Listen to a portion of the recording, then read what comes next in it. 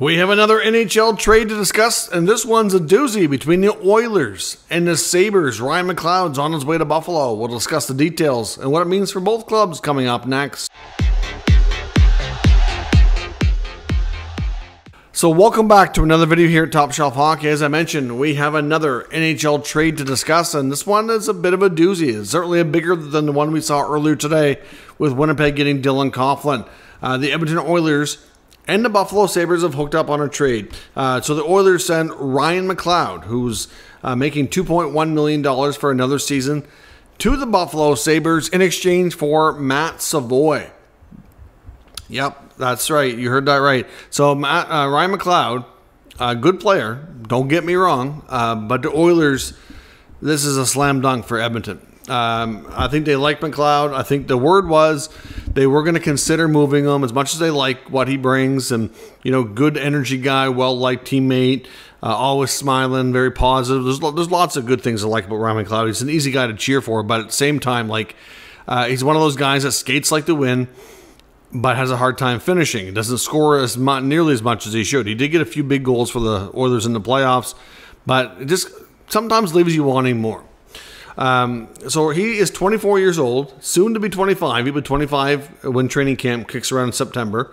He was a second-round pick in 2018. He started getting a bit of an NHL opportunity pretty much right away. He saw like some games that year, and then has kind of just been building upon it from there. He put up 12 goals and 30 points this past season, mostly in a bottom six center role. Occasionally moved up, but generally speaking, he's a 4C, sometimes a 3C. And put up 4 goals in 24 playoff games going to the Stanley Cup final with Edmonton. He's got great size. He's a tall kid, 6'3", 200 pounds. Like I said, he skates like the wind, really fast. But he's just one of those guys who has the feet, but he doesn't have the hands to keep up. So he just kind of doesn't finish as much as he should. Kind of similar to Connor Brown. Similar type of guy, except Brown does some things obviously a little bit better in things than McLeod does, but kind of the same concept. Really fast, doesn't finish. But they get Matt Savoie, and also included in this, let me forget here, Tyler Tullio, also going to Buffalo with McLeod. He's a 23-year-old right winger. This is just a depth move. This is a contract purge on Edmonton's side. They take him. He's got 2 years of AHL experience. He was a 2020 fifth rounder, tad on the small side, and career high so far 26 points in the American Hockey League. Not trending at 23 years old with all those stats of likely becoming an NHL player, but he's included. But Matthew Savoie made his NHL debut towards the end of this past season with the Sabres. He got 1 game in. He was a 9th overall pick in 2022. At that point, when he was drafted, he had back-to-back 90-plus point campaigns in junior.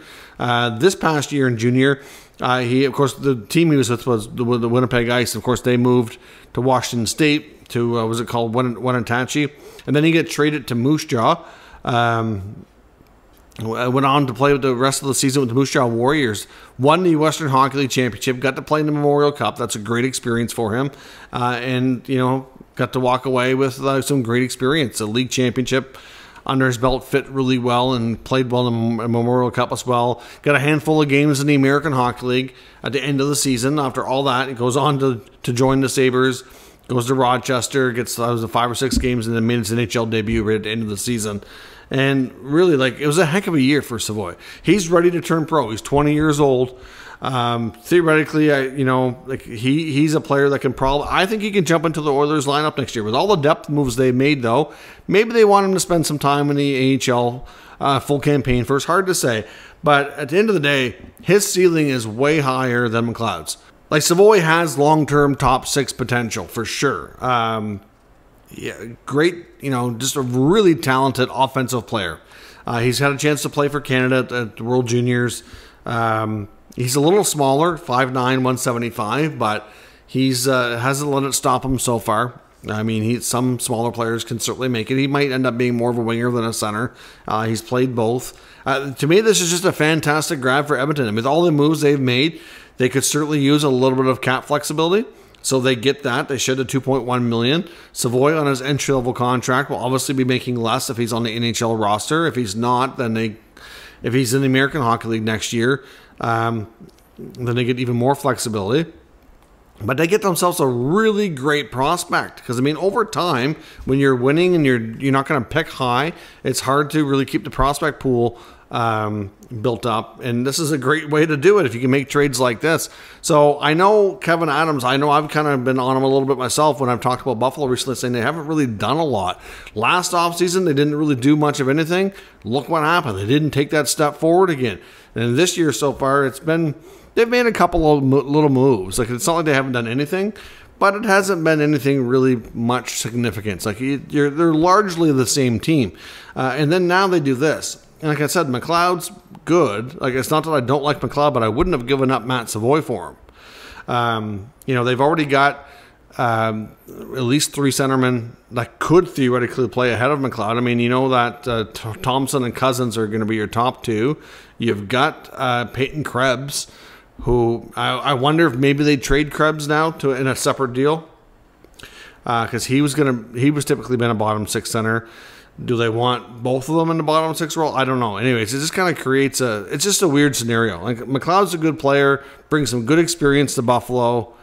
Not that I don't like him, I just never would have given up a top 10 pick from 2 years ago like Matt Savoie. Savoie's high-end capability here is just through the roof compared to what McLeod's potential is. I don't know that Ryan McLeod will ever be more than a number 3 center who's decent defensively, and yeah, the skating will keep him probably playing in the league a long time, but offensively, it's just not super strong. So yeah, so we'll see what happens here and how this works out for both sides, but this is a fantastic deal for the Edmonton Oilers, and I'm not sure what Kevin Adams and the Sabres are thinking on this one. They just gave away a high-end prospect for a third-line player, and I just never would have done that in a million years. So I think I can safely say right now that the Oilers probably win this trade no matter what, because even if Savoie doesn't turn out to be the player that we think he's going to be, they get that valuable cap space back for right now. They're trying to win a Stanley Cup. You can't get any closer to what they were last year, losing in Game 7 of the final by 1 goal. Like, you can't get any closer. So, you know, to me, this deal makes a lot of sense for Edmonton to do, and they get a great player back. And the Sabres just, I don't know. Is there any hope? Are they going to be able to take this step forward next year? I know one of the analytics people I follow on Twitter, Jay Fresh, put out his first projection of the standings for next year based on all the trades and signings through free agency up until yesterday, and he had the Sabres missing again.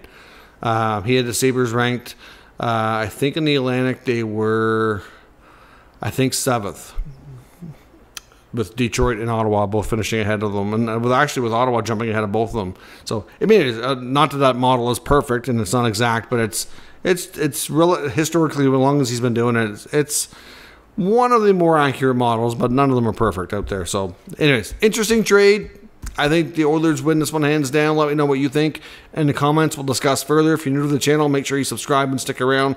We'll keep you up to date with all the news, rumors, and analysis around the entire NHL. Thanks for watching. I'll catch you next time.